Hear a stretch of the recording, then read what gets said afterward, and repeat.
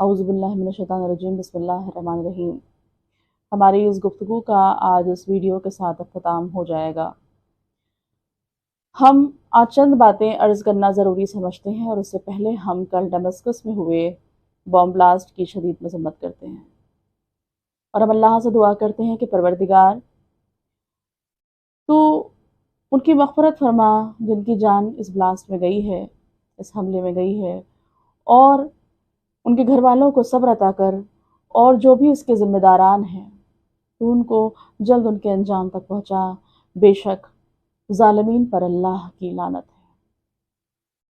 ہم اپنے ویور سے بات کہنا چاہتے ہیں کہ ISIS کا وجود میں آنا، اسلام کے دامن پر دہشت گردی کا داغ لگنا اور اسلاموفوبیا کا وجود پانا، ان تمام تر چیزوں کی ذمہ داری ہم صرف دنیا کے ان امیر ترین ممالک کہ جو پوری دنیا کو اپنے قبضے میں رکھنا چاہتے ہیں، انٹرنیشنل میڈیا اور انٹرنیشنل پولیٹکس کے سر مڑ کر خود بری نہیں ہو سکتے۔ خود مسلمانوں کی کوتاہی، مسلمانوں کی غفلت اور سیکٹیرین ہیٹریڈ، انہوں نے اس منصوبے کو تقویت بخشی۔ تو اس کو اسلاموفوبیا کے لیے ذمہ دار ہم بھی ہیں، لیکن اسلاموفوبیا کا مقابلہ واحد ایک چیز کے ذریعے ہو سکتا ہے، اور میں اس سے پہلے بھی یہ بات کئی بار کہہ چکی ہوں، لکھ چکی ہوں، کہ اسلاموفوبیا کا اگر مقابلہ کرنا ہے تو ظلم کی مخالفت کرنی ہوگی۔ دنیا میں جہاں کہیں بھی ظلم ہو رہا ہے، بغیر یہ دیکھے کہ ظالم کون ہے، مظلوم کون ہے، ظلم کی مذمت کیجئے، ظلم کی مخالفت کیجئے، ظلم کے خلاف اپنا احتجاج درج کیجئے۔ اور دوسری اہم چیز جو مجھے کہنی ہے کہ جتنے بھی سوشل میڈیا پلیٹ فارمز ہیں، یہ سب ڈیٹا کلیکشن کے بھی ٹولز ہوتے ہیں۔ صرف ایسا نہیں ہے کہ آرٹیفیشل انٹیلیجنس ہے، اس کا کوئی وہ نہیں ہے، نہیں، ڈیٹا کلیکشن کا ایک بہت اہم ٹول ہے سوشل میڈیا۔ اور ہم دیکھتے ہیں کہ محرم میں، خاص کر کے محرم میں، آغاز محرم پر بہت سے لوگ ایک دم سے بہت سی چیزوں پر تنقید اور غیر ذمہ دارانہ گفتگو کرتے ہیں۔ غیر ذمہ دارانہ انداز میں گفتگو کی جاتی ہے، اور گفتگو کا مقصد صرف ایک دوسرے پہ تنقید کرنا ہوتا ہے، اور تان انشر تنقید سے دنیا میں کوئی اصلاح ہو ہی نہیں سکتی۔ ان طریقوں کو اپنانے سے، اس طریقے سے نہ اسلام کا کوئی فائدہ ہوگا اور نہ کسی اور کا فائدہ ہوگا۔ اس سے صرف فائدہ ہوگا آپ کے دشمن کا، کہ اس کو اپنا لائن آف ایکشن طے کرنے میں پریشانی نہیں ہوگی، اس کی سمجھ میں آ جائے گا کہاں وار کرنا ہے اور اس کا رزلٹ کیا نکلے گا۔ تو سوچ سمجھ کر گفتگو کریں، اور وہ عمل جو انسان کے اب اس کی ذات تک محدود رہتا ہے، اس کے اوپر زیادہ تنقید کی جانے کی ضرورت بھی نہیں ہے۔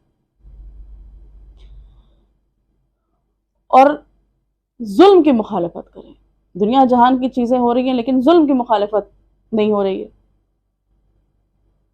اور بغیر اس کے ہم اسلاموفوبیا کا مقابلہ نہیں کر سکتے۔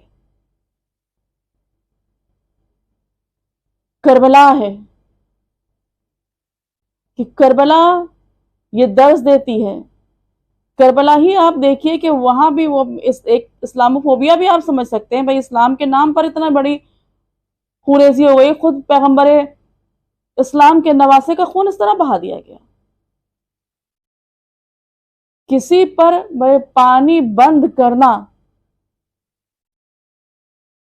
سب سے بڑا ظلم اور سب سے بڑی دہشت گردی ہے، کہ ایک دریا رواں ہے اور اس کے باوجود مخلوق خدا کو، نیچرل واٹر باڈی ہے، اور اس کے وہ رواں ہے وہاں کے اوپر، اور وہ رواں ہوتے ہوئے مخلوق خدا کو پانی نہ لینے دیا جائے۔ اور کون مخلوق خدا؟ اس وقت کی سب سے عظیم، سب سے محترم شخصیت امام حسین علیہ السلام۔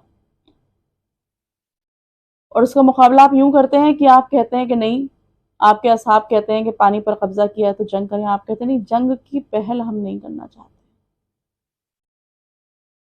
تو پانی بند ہونا بھی گوارا کر لیا، بچوں کی پیاس بھی گوارا کر لی، لیکن اس کے باوجود ظالم کی حمایت کرنا گوارا نہیں کیا۔ تو امام حسین علیہ السلام کو خراج عقیدت پیش کرنے کا حق صرف اس شخص کو نہیں ہے جو خود ظلم کرتا ہو یا ظالم کی حمایت کرتا ہو۔ اور انتہائی ظلم و ستم کے ساتھ امام حسین علیہ السلام کو شہید کر دیا گیا۔